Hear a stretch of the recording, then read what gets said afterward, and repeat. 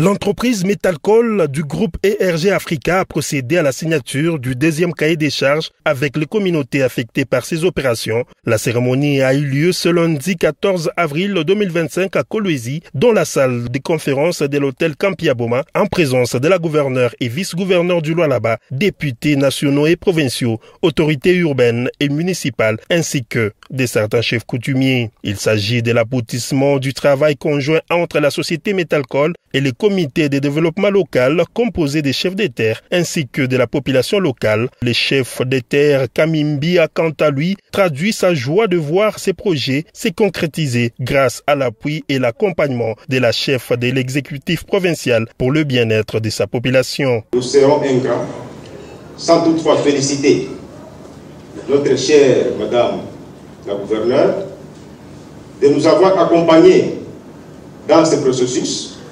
C'est par sa bonne volonté que ce cahier des charges est signé et par son implication aussi.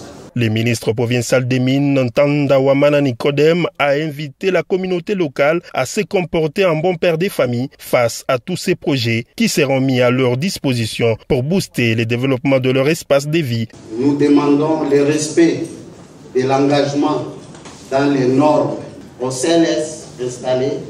Nous demandons un suivi à temps réel à la communauté. Nous exigeons la protection des ouvrages qui vous seront réalisés. Le président directeur général des ERG Africa a mis l'accent sur l'engagement de son groupe et a amélioré l'impact positif dans la vie des populations locales. Notre présence ici repose sur des principes essentiels pour moi et Metalco, le respect, le dialogue et la responsabilité. C'est notre rôle en tant qu'entreprise de travailler avec nos communautés.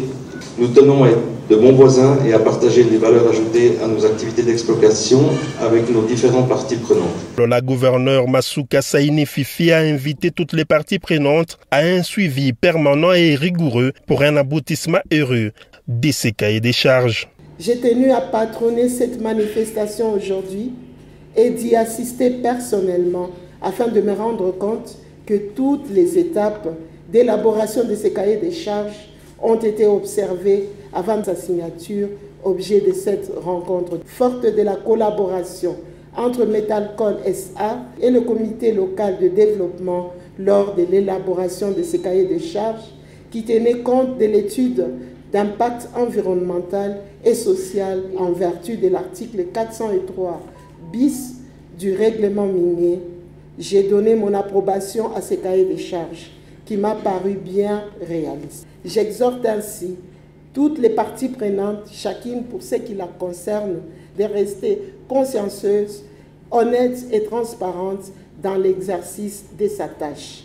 L'agriculture, l'élevage, l'éducation, l'énergie, les infrastructures et l'entrepreneuriat communautaire sont les points repris dans le nouveau cahier des charges selon les besoins exprimés par les communautés impactées par l'exploitation minière de Metalcol.